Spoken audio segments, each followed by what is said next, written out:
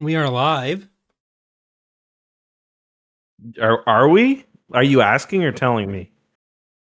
No, I'm telling you that we are Okay. live, and then I had to clear my throat, and I didn't want to do it right into the mic with the mic broadcasting, so I muted it and then did it just to you guys. So Stream Okay. didn't hear that. That was just for you and Ilkin. Okay. But hello there, everyone. Welcome to another edition of TapCaf Transmissions. I am one of your hosts, Corey, joined as always by Mr. Justin Eckhartsladder. How are you doing tonight, Justin? Well, how are you? I'm great. I'm grand because this is a very special episode. I'm so excited. We're talking about more Legacy of the Force Inferno. It's really heating up in here with someone who just turned off their webcam. Our permanent guest for the Legacy of the Force series. We have Ilkin and his own special guest escaping from the door. Wait, what was that? Do you think like a female person wants to be on the same live stream as you, Corey? Like, be real. Why me? female person? They're called women. Female. They're called women. They Ilkin. are called women. Okay. Yeah. Do you think the femoid wants to be on a stream with you? No. No. All right. Well, Ilkin, how are you doing tonight other than feeling like you need to insult me? That wasn't an insult. It was like a just overall observation. I'm feeling good. I'm a bit distraught that we still have no Star Wars news, but like it has been the case for months now. Bro, there was one concept art for the Old Republic. What do you want? Concept art that I'm was not- made presumably like 5 years ago at this point. Yeah. Sometimes it feels like I guess 2010s, early 2010s, like nothing is happening. Incredible. Yeah, it's Yeah. great stuff. We might have another animated show this year, like Visions maybe. That's a thing, right? I'm yet to watch the very first season, so I liked the first season more than the second season, but I feel like I was just Yeah. too distracted while watching the second, so I need to give it another shot. But that's Yeah. It came Visions out at was a bad good. time. But as Ilkin says, there's no major Star Wars news for us to cover tonight, so we're going to get right into Legacy of the Force Inferno. We got some big events going on. We have Mara Jade's funeral, following her duel to the death with Darth Jason Kaitis Solo in the last book, where he took that name after a fan vote. The galaxy voted on what his Sith title should be. Very epic. Then we have the fracturing of the Galactic Alliance, where the Jedi decide they want to go their own way, and the Wookiees decide that they want to burn to death mostly. So it's an exciting time for the galaxy. So what are your overall impressions starting to get us started off here? Justin. They did pack a lot into this book. You're right. Like, it's go go go go go. I read this. I finished reading this early for once, and I had to like refresh myself with the wiki page, and I was like, man, I thought some of this was from like the past book, but nope, they really filled her up. Yeah, and it's a relatively short book. Like, it's 250 pages, but you get like, Jason is really, this is the book where he is full on just kind of a lunatic. Slimo. Yes, Almost. a Slimo. Because he still doesn't publicly go as Kaitis yet. He will later. Yeah, but like, his actions are as bad as they really need to get. He's escalated as much as you can. Yeah, well, he's choking dudes on the bridge later, but yeah. Well, he tries to burn a planet down, which is, I think, a little step past choking dudes on the bridge. Yeah, that's fair. For some people, that's just a kink. Yeah. Like, there's probably some I'm Force reading- user I was- kink clubs somewhere that do that. I was watching this YouTube video today. Like, I've been watching all these true crime videos, and like, how can you not? This is one that I saw. Woman punches toddler in front of cop. Like, I got to see what happens. But this one I was watching earlier, and this is in no way related to the story. He hired an OnlyFans girl to pour wax down his throat, in his eyes, and to like tape him up.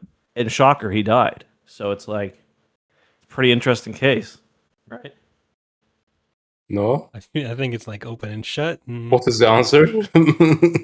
It's still, I mean, it is kind of open and shut. Like you can't kill someone even if they ask you to. what day of law school did they cover that? Probably like day 30, like pretty early on. Is it like 100% the case in every jurisdiction? Like maybe there's a contract, maybe there's, I don't know. You can't contract in illegal behavior. Okay. Otherwise, But you you can can, be coerced into that contract. So it's You can technically, like, you can agree to fist fight people, but only to a degree.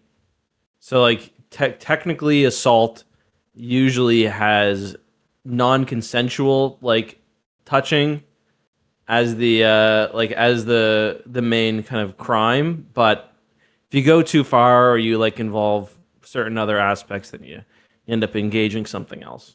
So is it considered assault in Inferno when late in the book Luke shows up on the Anakin Solo and starts beating the shit out of Jason? Yeah, assault and battery, I think. Hmm. Listen, if you name your ship after your dead brother and then become the biggest limo in the galaxy, I think you're allowed to get beaten down.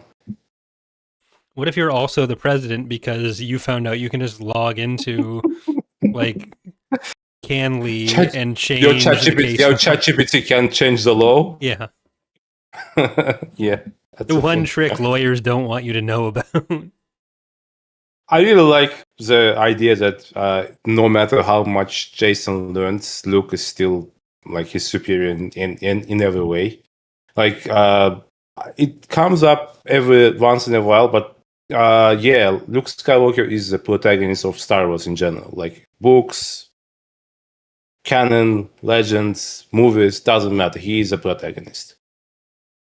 Yeah, well, it's kind of a problem to a certain extent where, like, it's so hard to get anyone to be that person. Because, like, I've talked about this in the prior episodes where I really felt like this should have been Jaina stepping up into that role. But even in this book, when Jaina shows up more, it's kind of just to be like, oh, look at how much worse she is at even piloting than Luke and Jason. But we'll get to the Battle of Kashyyyk. At the start of the book, one of the first things we see is that Jason is trying to enlist the help of Tahiri Vela to be his eyes and ears inside the Jedi to basically let him know what's going on there. They're going to be helping him at Kuat and all that stuff if they've got any information on who killed Mara, because it's still a big question. Luke is distraught partially because Mara has been killed, but partially because he went and just murdered Lumaya even though she didn't do it. So when we get to the funeral with Luke, Tahiri's Jason's little lapdog. Luke is very sad.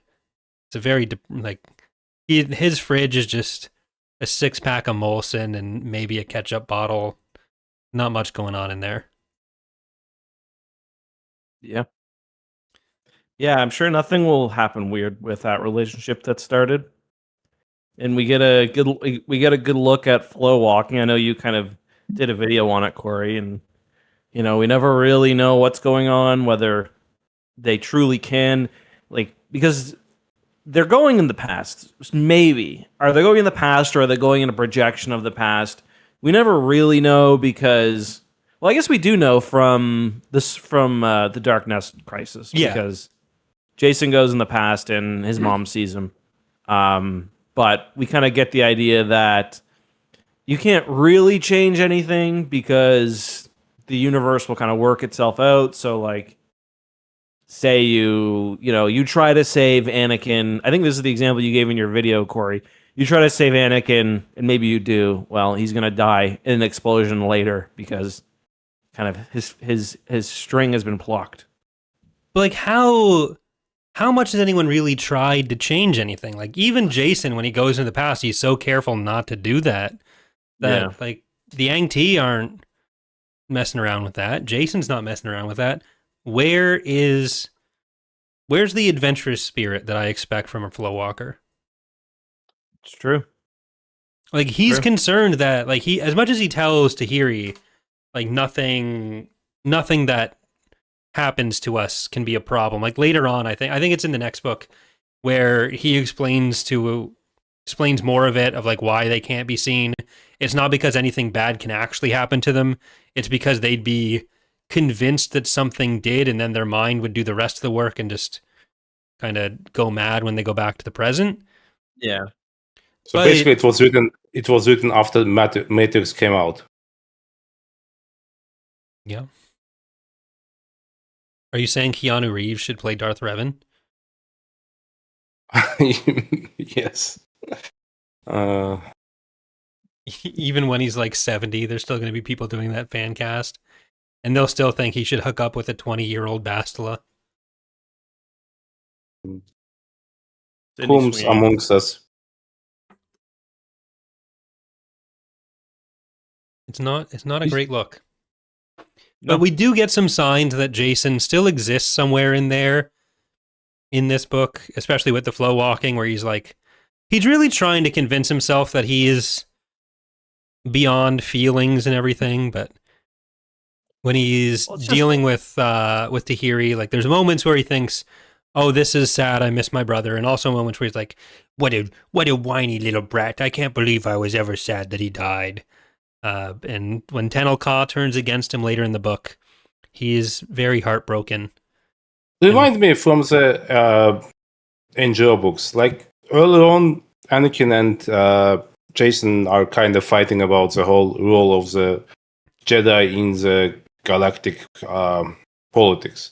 Yeah. Do they reconcile by the end during the miracle mission or not? They sort of reconcile. It's more that like Anakin doesn't respect Jason's whole policy of not doing anything after Duro. But then like Jason says he's not going to let Anakin go without him to Murkier, and they have Jason's got his special skills with animals, and that's going to be necessary. So they still butt heads a little bit during the mission. Where there's one point where like I forget what he thinks Anakin does, but like during their interrogation, Jason believes Anakin's doing something, like was going to sacrifice someone, I think. But like that causes even more of a rift between them. But they're like kind of okay by the time he dies. It's never fully reconciled. Okay, makes sense. They're just too different. Anakin's the Jedi Chad, and Jason's just wanting to run a pet store. Yeah. Simp, in fact. I would say. Yeah. But so we get to the funeral, and Saba gives the most ChatGPT ass speech for Mara's death. Like it is so bad. Like it's so bad. Basic isn't her first language, and she didn't think she'd have to give a speech. She thinks the whole custom is strange. I think it was perfectly fine, given that it was supposed to be Leia's job, and she thinks that like what you're supposed to do is just eat the corpse at the funeral or something. Right. I guess I skipped over that because they're back they're on Coruscant having the funeral for Mara. Obviously, Han and Leia are on the run at this point, and Jason, like at specific points, Jason's like, "Oh, my parents are a real threat. Like, as far as I know, they're gonna bomb the planet." It's like, Jason, come on, man. But he sets up a trap. Like he manages to convince himself. Crazy. Mm-hmm. He does, and like he convinces himself of that, and like a bunch of other things. Like Jason fully started this war. He's been fanning it, been making it worse at every turn, and he's like talking to Tenel Ka, and he's like, the Confederacy will never stop until they've invaded Hapes. Like, what are you talking about? Like, What do you mean they're gonna invade apes? Like, no shot. Well, in the previous books, in one of them, basically the civil war in Hapes starts because Karelian leadership tries to support someone in Hapes, right? Yeah. Yeah, So but they're doing that they- because they think if they kill Tenel Ka, they can get Hape and allies for the war. So, like, the more the war escalates, the more like that's the only reason that Corellia really wants to assassinate Tenel Ka is because they think this is how they get more forces. And there's like a lot of assumptions in this book. One that I mentioned in my notes that I forgot to say earlier is when they go back to when they flow walk back to Mercure, Jason is like looking at Anakin and Tahiri and he's thinking like they almost like had he survived, they almost certainly would have become lovers and married. Like, what are you talking about? They're 15 years old. But it's fiction, What? so like the first relationship they have is going to be there. Yeah, I suppose. especially in the universe where Luke Skywalker exists. You think that Anakin's going to end up with like a Lemarar or something? God, I hope not. There's like 6 female characters in this universe. Most of them he's related to, and some of them are a Lemarar. So there's not many options.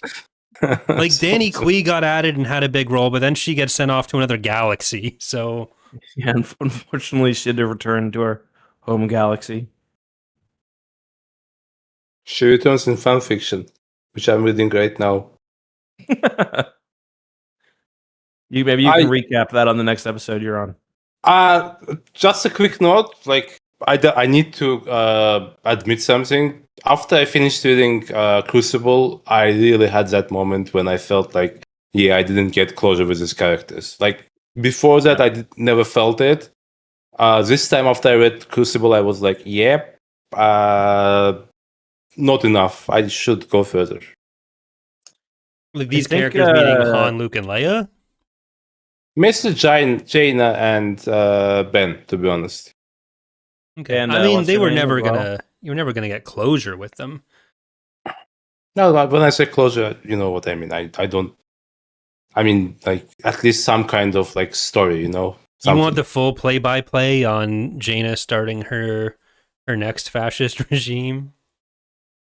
Well, you know how it is. Like when you are with the characters for 20 seasons, which basically what legends are, you kind of want to see what's going to happen next, right? Yeah, like I'd always want to know what happens to them next. I enjoy this perpetual soap opera element of it, and I'm sad that we didn't get to see more of that. But at the end of the day, the legacy comics weren't good, and I didn't want to go there. I do think there's a chance they might have ignored them. The comics. Yeah. When did they come out? Did they come out immediately after the Fate? No, they were coming out in like 2006 for the first ones. Yeah. Like Fate of the Jedi wasn't coming out until 2010, 2011. Yeah. Yeah. So, Okay, so- Legacy Comics had been out for a while. Oh, that's interesting. So doing the NGO basically. No, No, later than NJO that. was 99 to 2003. Right. Yeah, Legacy was 2006, and then the final one I'm guessing of Legacy 2 was 2010. Yeah. Like Betrayal, I think, came out around the time. Like Legacy of the Force and Legacy were coming out around the same time at first. Yeah. Yeah. I don't know, maybe they wouldn't have retconned it. I don't know. They should have, I think for Legacy they should have embraced it being a different continuity. Like comics, I don't know if like for Star Wars you could do that in a book series, but like comic book fans are so used to that, like I think you could have. New 50. Maybe. I don't know if Star Wars was in that place. I mean, they've done it before with multi-issue. Well, I don't know if any of the Infinities comics were multi-issue long, but call it Star Wars Legacy Infinities or have the Infinities banner and, leave it at that. Well, basically, most of the Marvel comics was retconned, right? So Yeah, but Those they are the were first- like before the other. yeah, So there just wasn't the expectation that they would be taken into account. And then it was like pull in what you want when you're writing other stuff, but you don't need to worry about Yeah, like consistency a with lot of it. them weren't specifically retcon; they were just ignored. Yeah. Like Lumaya is from the comics. Yeah. But you did have stuff like Vector where you had the crossover between Legacy and like the other comics that were coming out, which obviously tie in, but it's a lot of stuff. But Yeah, we do we have were discussing how Jason thinks that Anakin was a brat. I mean it kind of just that's just kind of the end there, but Ben finally realizes that Jason is a quote unquote stain. It occurred to Ben that he was finally seeing Jason in his true form, a stain on the galaxy, a shadow spreading fire across the stars. What kind of stain do you think he was? Like, what fluid? Shit stain? Okay. Sorry, Sith stain, I mean. Okay, yeah, I thought you wouldn't swear on a family podcast like this. Like, Jism. further we go, it gets a bit more... I don't want to spoil much, but like, I don't like where Ben's arc goes, to be honest. Like In Fate of the Jedi? in the Fate of the Jedi. No, not in the Fate. In the Legacy of the Force. Like I feel like when your mom dies, you should be a bit more emotional about it. No, you shouldn't. Okay. You're talking to the expert, buddy. Okay, so this is maybe too much, but I found Luke's behavior at the start of this book somewhat triggering and annoying. Triggering because it reminded you of your dad, or I'm not going into who or what it might have reminded me of, but I like Ben's not responding to it in a healthy way, in that he's very angry. But I don't think he needs to be like sad and depressed. And if Mara was my mom and she was married to Luke Skywalker in this, Do you think we need to interrupt right now? what? I think we need to interrupt you. No. no, let him cook. If Mara Okay. was my mom and she was married to Luke, she would have found Luke's behavior If Mara annoying. was your mom, it would be really uncomfortable for us because like I had some fantasies. Christ. That's like me whenever I have 2 beers and start talking about Arash's mom.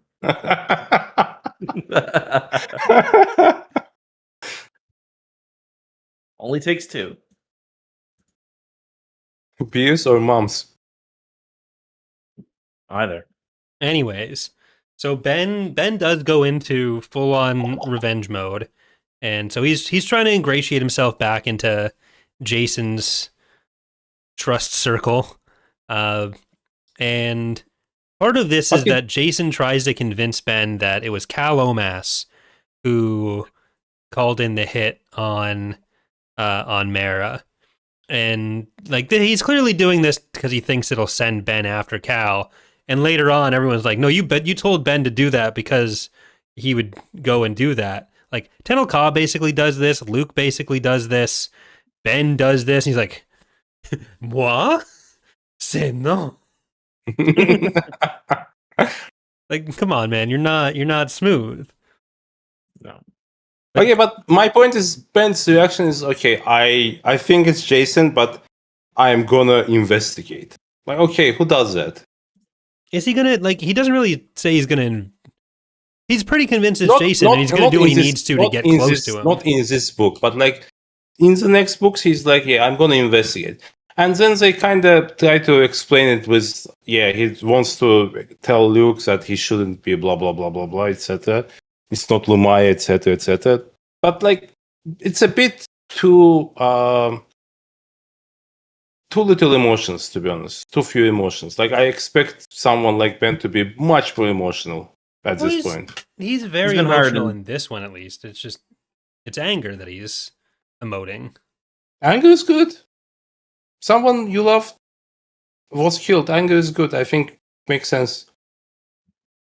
Okay, we get to maybe let's talk about that because we get to the end of the book. Essentially, we're at Kashyyyk. Jason has been in the embrace of pain because I don't know how the fuck he has all this Vong shit laying around. Like if he'd just been holding on to an embrace of pain for the last 15 years. For But his kinks. when Ben does finally strike to try to take Jason down, Jason's like, yeah, I get an apprentice. He's got him in that embrace.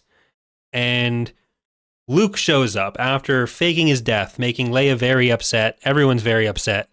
Even though Leia's usually good at sensing when someone hasn't actually died, they just like put themselves on Do Not Disturb.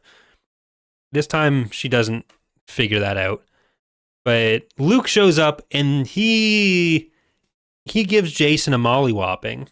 But because Ben is so gung-ho about killing Jason, Luke is like, no, we mustn't. And that's just like, should Luke have just fucking do it? Well, I think part of it was that, but also like he I think he just gets distracted as well. Like I do think he intended to follow through on it, then he gets caught up because the ship's about to blow up. But well, like Jason, he says he was going to do it, but then like how eager Ben was for it made him reconsider, which kind of just feels like, oh, we have 3 more books, so we can't kill Jason yet. Yeah. So just someone try to explain me the mechanism of behind a dark side user. If you kill someone in anger, you become a dark side user immediately. Like, what is the expectation for Luke there? Like, you kill someone who basically tried to enact a genocide 5 minutes ago. Yes? No? He thinks he would have eventually if he goes after him later, he thinks that. But like, he's more making the point to Ben right now. But he's not even like the situation means he can't apprehend him. But this is my problem with the whole thing because like, if he leaves Jason free, Jason is going to continue killing like millions of beings, and that's like just as a in this moment, Luke doesn't think that Jason killed Mara. He just knows that Ben is a little too on the let's kill Jason train and thinks it's like a kill that's owed to him. But Luke could probably handle stuff in that moment, not go dark, and stop Jason from his next genocide. Yeah, I mean, I think if Ben hadn't been like literally drooling at the mouth, like he probably would have. Like cut his arms and legs off and just lug around his torso away. Like if you need to take him prisoner, like I don't know. That's pretty bad. Like there's his skull hanging open. I just don't like Jedi. Like as a concept, I don't like them anymore. I don't know what they're supposed to do in general. I understand that once 40 years ago, Luke was able to redeem his father after blah blah blah, etc. Like, did it make the galaxy a better place? Well, you're only allowed to redeem someone if they're about to die. Otherwise, you have to deal with like the actual consequences of their actions, and that's too much. Yeah. There's a very cringe shipper comics on Twitter about Kylo surviving episode 9 and basically people trying to forgive him. And every time I see it, I kind of lose more of my soul. Yeah, I mean, I'm generally against like the death penalty and stopping like if people can have a second chance if they aren't going to do their bullshit anymore. But like Jason was very very much about to do more bullshit. He was in the middle of some bullshit. Like this was a battle where Luke managed to get to him, and like he probably killed 60 dudes on the way there and didn't give a shit. He didn't like hem and haw about whether And that's what Gunnery I Sergeant call number 3 deserved a second chance for listening to Jason's orders. But that's what I Jason call needed a second chance. Battlefront 2 problem.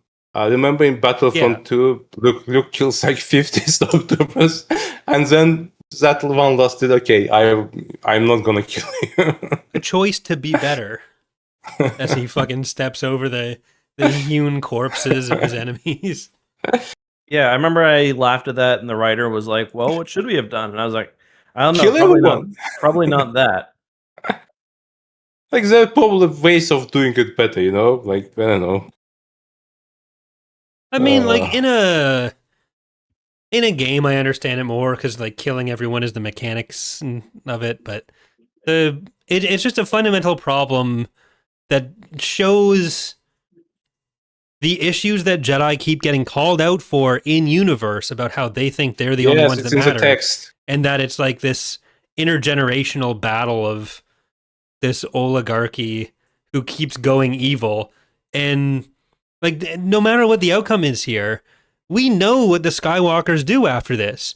We're like the 3 most powerful people in the galaxy are the Queen of the Hapens, which is or Vader's fucking great granddaughter, the Emperor of the Empire, which is Vader's great grandson, and the Jedi Grand Master, which is Vader's other great grandson.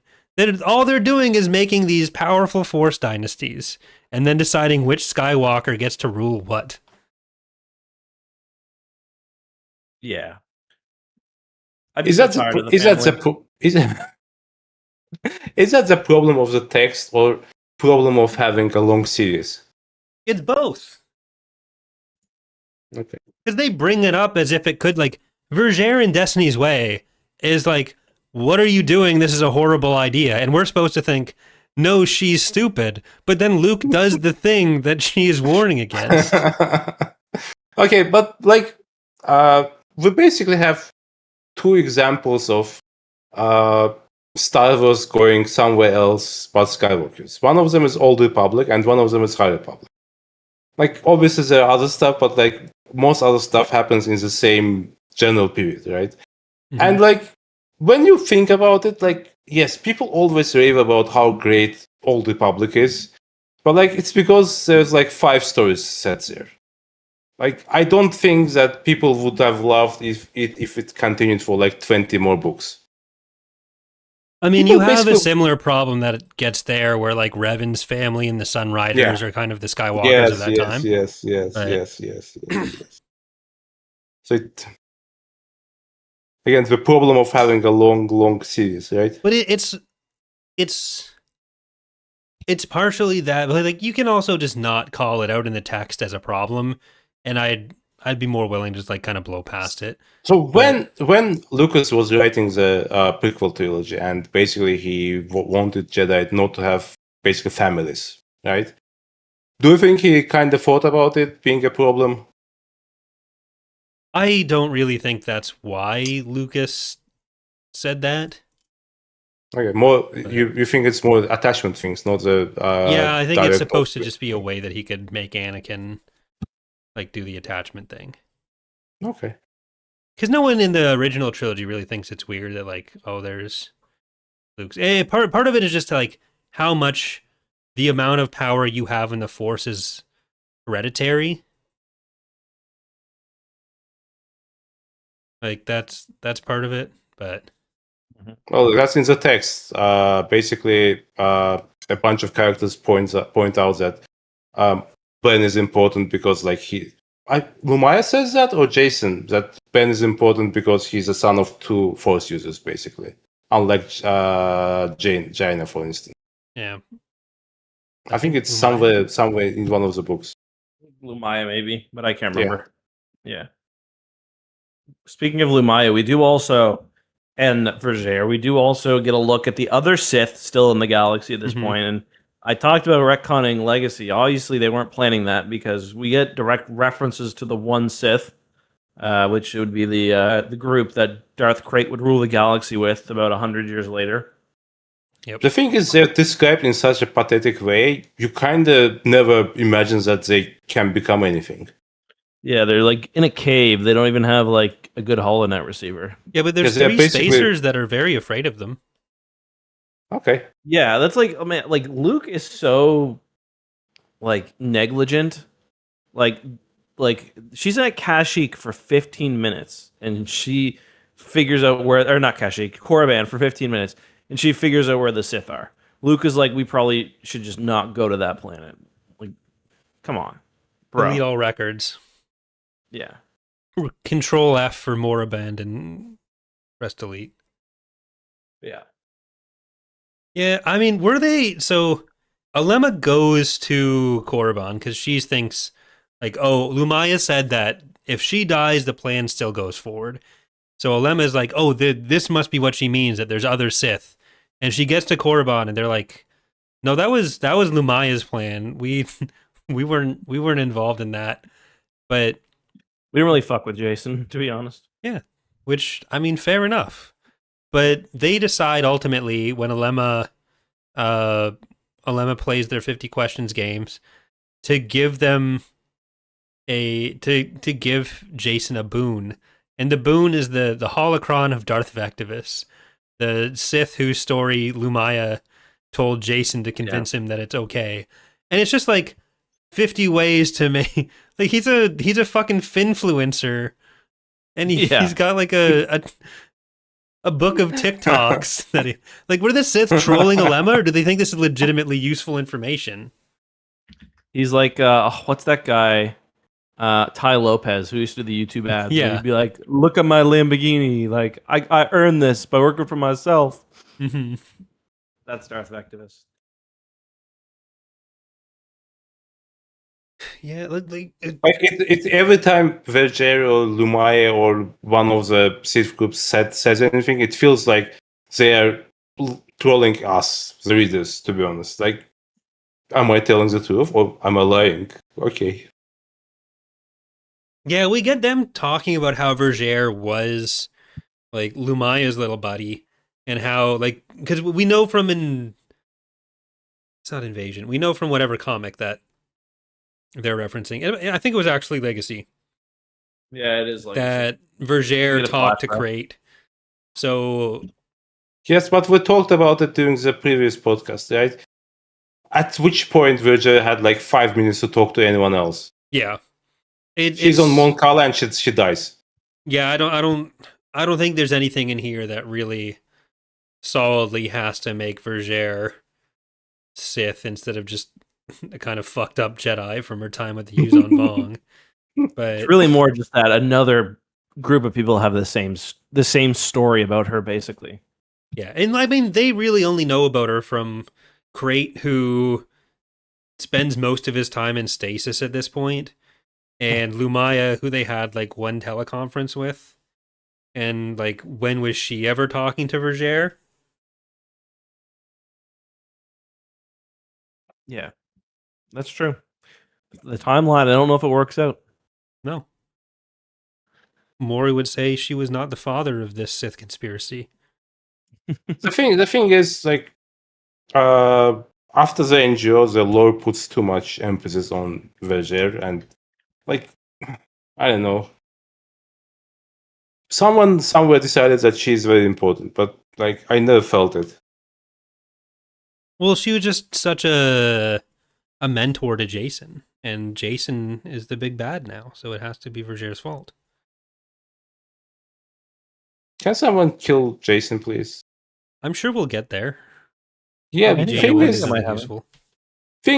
like, every book, Luke finds a way to get into Jason's room or his, I don't know, sex dungeon, whatever it is, and every time he manages to basically get really close to murk him, but then he stops. And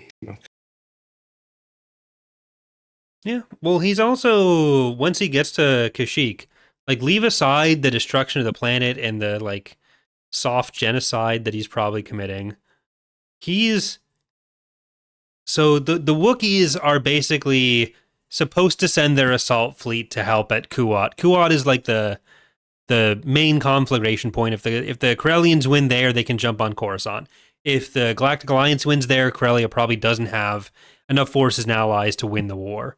So right now it's hinging on, can he get support from the Hapens? Can they get the support from the Wookiees? And the Wookiees are deciding what to do. But then Luke abandons them at Kashyyyk or at Kuat, giving up on the plan, which undermines the plan that might have been able to destroy the Confederacy's fleet. And Luke goes to Kashyyyk, and he's like, let's not do this, guys. This is bad.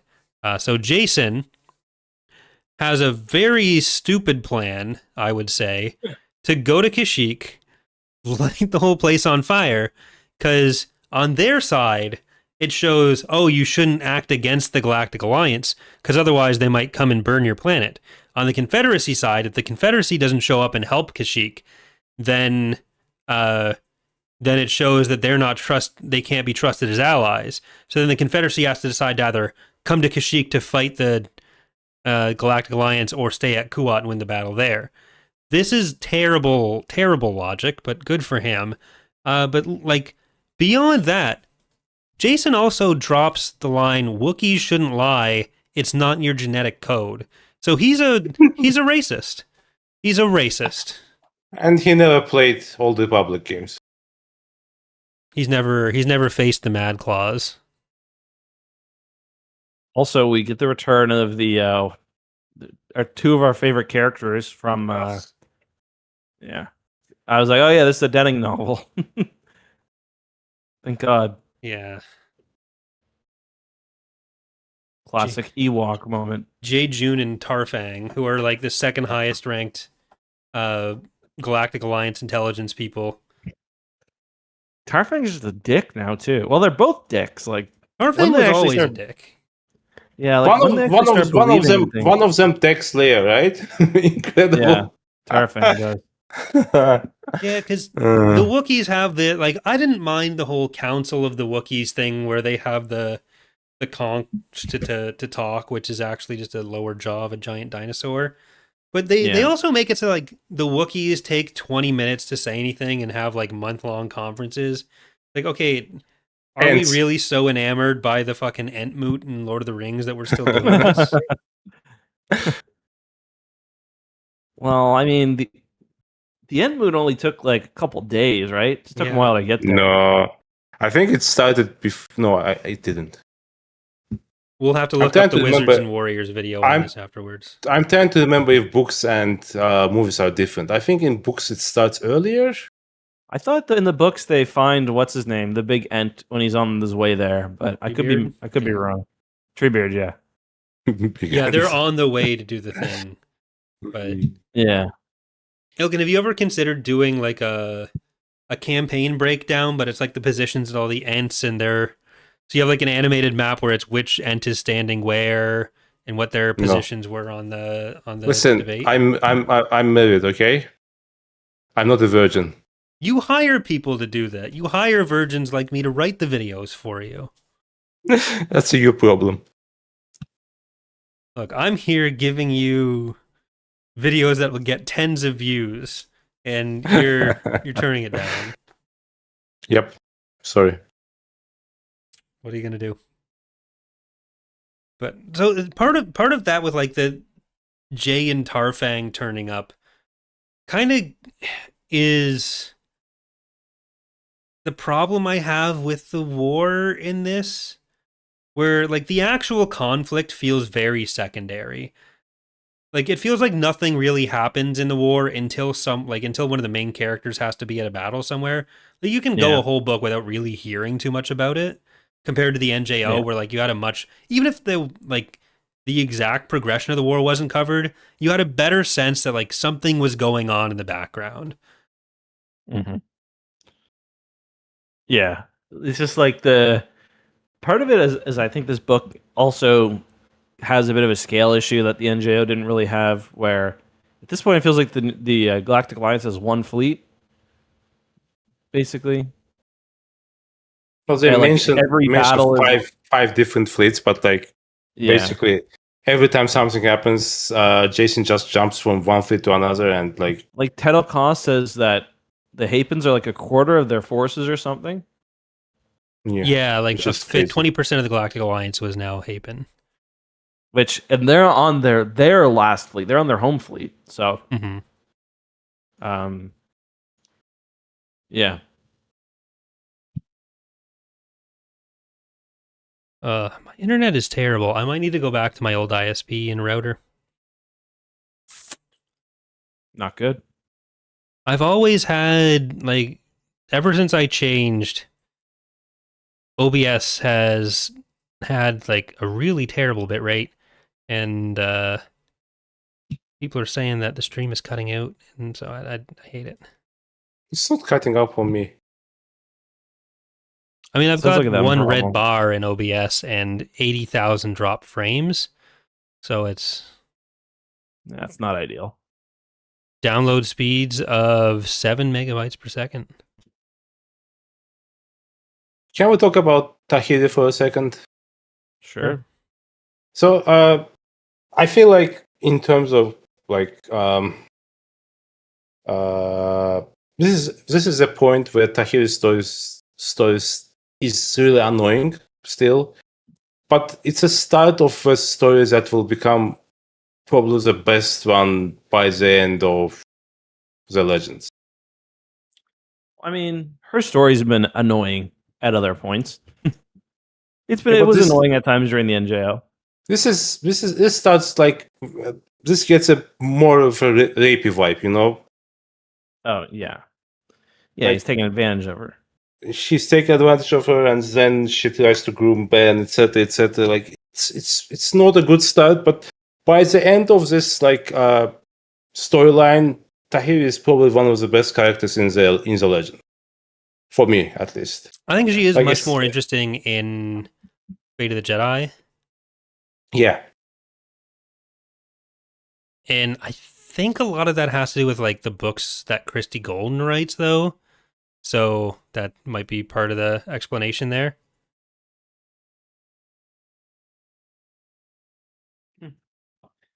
Because we are we gonna be haven't read any. trading. Have we read any Chris? I guess she did High Republic books, right? So Did she? didn't she do a High Republic book or no? I don't think so. Okay, Uh, maybe not. Christy Golden did Dark Disciple. That's the canon number novel we bought yeah. for her. And she did Inferno Squad too. That was a good one. I like Yeah. that. Gotta read that at some point. Yeah, well, is it next book for her that's really bad? for Tahiri. Yeah. Well, Like Revelation, I think that gets really bad for her. yeah. Overall, like this series is not good for her. Like she meanders, then she does stupid stuff, then she does more stupid stuff.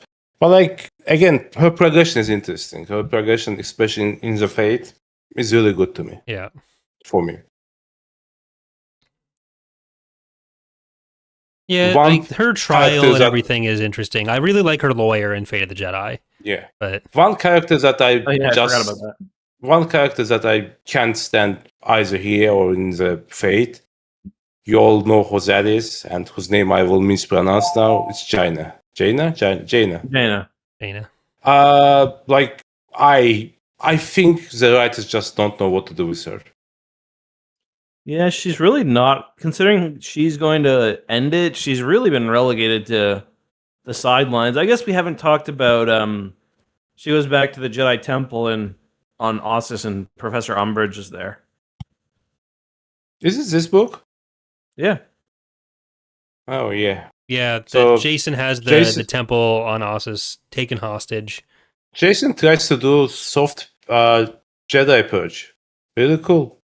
Yeah, and all he purges are all of the Solusar's limbs.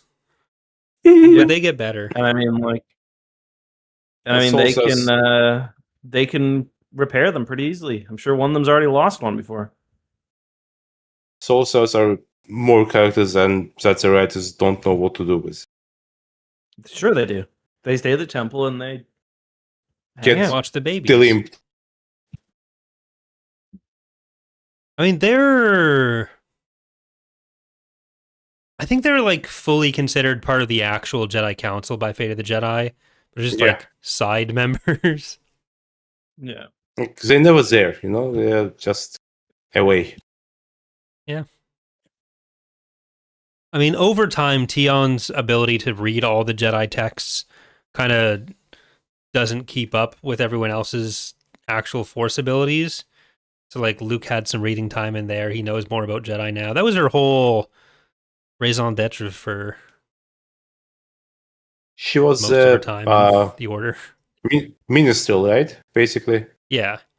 Like, she's not the most Force sensitive, but she can, like, use the holocrons and had some Jedi stories that she knew. She could, like, play a lute while talking about Eckhartsladder. Any excuse to say that name, eh, Corey? Yeah. What am I supposed to do? Not say it? It's okay. I think you are trying to tell us that you speak French. It's okay. What, Eckhartsladder? Yeah. I think it's more. I don't know. Is he from? Is he from Paris or Nice? The Sith from Nice? Not very nice of them. Yeah. I did think it was weird What during the about- duel that Jason was like screaming every paragraph in pain, when his whole thing is supposed to be that he has mastered pain. He is beyond pain. Pain is his ally, even before he's a Sith. But now he's like, and then Luke makes no sounds. Are you being racist to the Wookiees right now? No, that'd be. The audiobook has or it's like not the audiobook, it's like the unofficial production, but for Jason's voice for every scene they make him just talk like such a villain, and it's so funny. He'll just be like British. Well, we can't let them do that now, can we? It's just like, all right, let's chill. But now he's missing part of his skin on his forehead, so He So gets I his ass think- beat, and this I book think also it's- has the other. Sorry, go ahead. I think it's either in this book or in one of the next two. So basically, there's this idea that this is the son of Han Solo. Like one of the books, like kind of goes into that direction, and I never really felt that Jason is a son of Han Solo. To be honest, like I don't feel any like similar characteristics. He's not acting like Corellian. He's not acting like, I don't know, just not no familial like characteristics, he's got like the Solo smirk. He's got Han's sense of humor before, like, but emphasized. And they had the typical like father doesn't understand his son relationship. Like I think that was all fine earlier. Tell me more, Corey.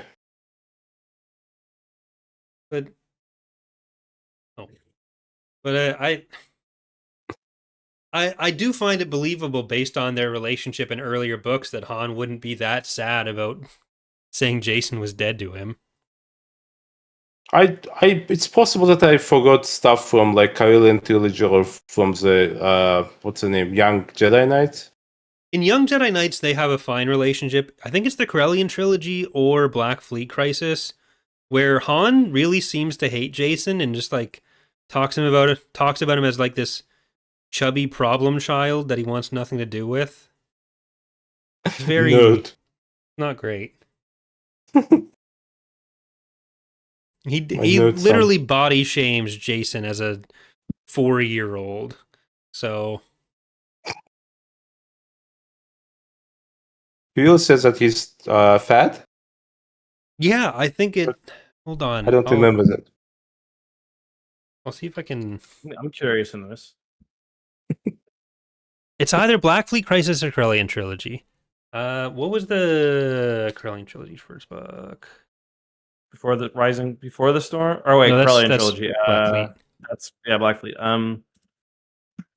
Fuck, what's it called again? Go down to Center Point, Assault at Salonia. What's the first one before that? Ambush at Corellia. Ambush, yes. Okay, ambush. I feel like it's probably before the storm. Jason? I don't know if I'm going to find this. We'll keep an eye on it if you don't. Developing news story over here. Developing news story.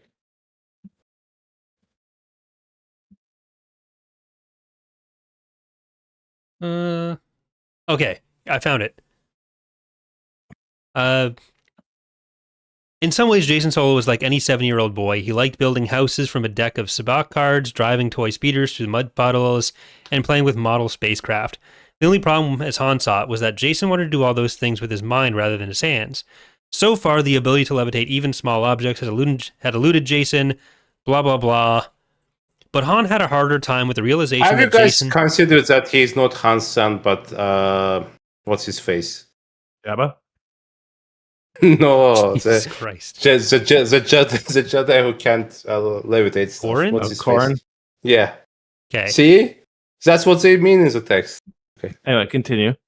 Han had a harder time with the realization that Jason was becoming, well, a bit pudgy. Han remembered childhood as long days of rough and tumble play, as a time when he had a lean, strong body that never tired for long. Not so for Jason. Though the children had the run of the grounds, Han never saw his elder son come in from the courtyard having run himself to a sweaty exhaustion, or emerge from the gardens as dirty and happy as a worm, and Han worried over it. Still harder to accept was seeing Jason always playing alone, with no friends outside the family and less interest all the time in playing with Jaina or Anakin. Han blamed the lack of friends on himself and Leia. The children had been whisked from one place to another, sent away with bodyguards, hidden away with nannies, all in the name of protecting them. In the process, they had been protected from having anything remotely like a normal childhood. And for all that, they had been kidnapped by Hethrir and nearly lost. So He sounds like a fucking loser. So who would believe that a future Sith Lord was this antisocial pudgy kid? Yeah, that does track. But yeah. I gotta say, as someone with a nearly 7-year-old, I don't know how people have fat kids. We feed my kid everything he wants, and he's just thin as anything. All right. Well, thanks for weighing in with that, Justin. Okay, at least he's not pudgy. All right. Any other parts of the book that we want to talk about? Well, so there's 2 Luke Jason scenes. There's the one we've mentioned many times where Luke does daddy him on the ship. He holds him down and he basically collapses this computer chair. Completely ruins his gaming / goon setup, which is how much Cheeto not dust cool. do you think went into the air when that final crash happened? Cheeto dust and just like fart dust as well. I imagine, man. Remember those old like computer chairs that had like the fabric? Those are so gross. Like especially like at a library or something. Yeah. It's like who knows what fucking creature's been sitting on that. Unwashed masses, man. Oh my! So that's good. We do also have Tenel Ka does fully turn on Jason in this one because she realizes that no more. Jason's a lying, selfish little guy who wants to burn all the Wookiees. Even though he kind of booty calls her earlier, and things are cool. He wiggles his eyebrows a little. There's some Jason in that.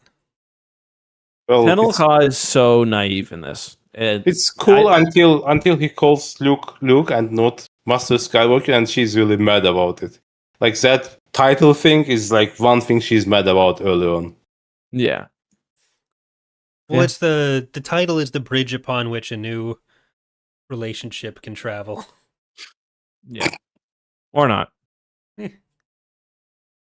Jason does show up at the funeral, and there is that other scene with Luke where he's like, yeah, let's be friends again. And Jason clasps him on the shoulder, and then every Jedi Master just stares daggers at him because they all know he didn't shower that morning. And then Jason immediately goes and invades the temple. Like right after that. Fucking dickhead. Dickhead indeed. Well, we'll get more of that next book. He's got lots of dickhead moves left. Well, that's a problem, right? Because like it just drags on and on and on, like I just thought too this one long. moved quite a bit. There's a lot in this. The series in general, like it's just over long. Yeah, that's fair. So, did you like Fate of the Jedi more than this, Ilkin? Yeah, actually, I was going to say that. So the beginning of the Fate of the Jedi is a bit slow, but by the end, I think it's overall better than. Is that your first time reading it? No, it's like No. third time. Okay. It was my first time reading Crucible, which is a Okay. bit. Crucible Which is stinks. uh, It's weird. yeah, okay, we'll talk about it down the It's line. a weird side adventure that we'll get to in about a year. I don't like the Force stuff in it, to be honest. You mean where Han becomes Force sensitive for a minute? Yeah, so basically the whole portal thing, I just don't like it. I don't like when portals happen in Star Wars. That's my point. It's like the what's it called? The Staff of Ragnos. Remember that, Corey? Yeah. I don't know if you played that game, Ilkin. I don't remember that one. Force powers from it was Jedi Jedi Academy, right? Jedi, Yeah, I I think played it was that Outcast or Academy. was Academy. One of them. Yeah. Tavion. And Tavion, yeah. I guess we didn't mention the Cal Omis. I guess we alluded to it, but yeah, Cal Omis does get assassinated in this, and he's very sad. He kind of does it himself because I think Ben is just so angry, and he realizes what's going on. I think while he's like breaking in, he's like he knows what he's doing is wrong, and that it probably wasn't Cal Omis because, I mean, why would it be? This is the second time someone's made fake footage or clip footage of Cal. Ben wasn't going to kill him. He was going to try to like get the two of them away or something. But Cal thinks like for Ben, like Ben's going for this because he wants to make it look like Cal is dead. He's not like 100% sure on his plan, but he thinks that's how he gets close enough to Jason. Cal realizes that he's never going to get close enough to Jason unless Cal is actually dead. So Cal throws himself at Ben's lightsaber. Yeah. Gives him the password into his he's over it. family files. We're gonna see. We'll see. What's her name? Niathal do something similar in Fate of the Jedi. Good for her. Yeah. All right. In her little fish tank. So, brief recap. Betrayal, we gave B's across the board. Bloodlines, B's across the board. Tempest, you both gave it a B, I gave it a C. Exile, Eck and I gave it a B, Ilkin gave it a C. Sacrifice, I gave it a D, Ilkin a C, Justin a B. So where are we landing with Inferno? B. B. It's another B. Another B for Dad. Yep. Ilkin? Yeah, I think this one is better than Sacrifice. Like, stuff is happening at the very least. Yep. So not I will put you down as satisfactory, a B. not great. Putting you down as a B then? Yeah. All right. I am gonna do that for myself as well. I think we're triple Bs. I think it's another situation where like there's the overarching problems I have with Legacy of the Force and the characters and everything. But moment to moment, it's still a fun story, and that overrides some of the thematic issues I have with it. Yeah. So, what's the plan for next week? I don't think I'll be able to read another full book. So,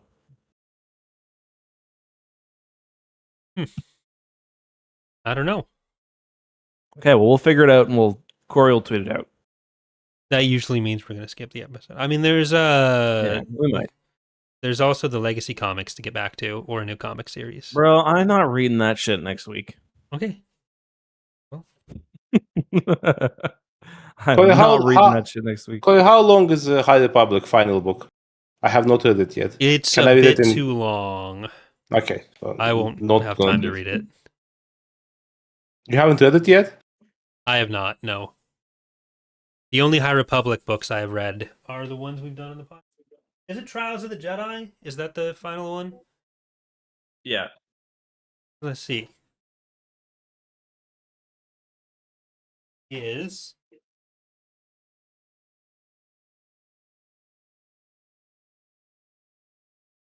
yeah, it's 400 and some odd pages. It's a little pudgy.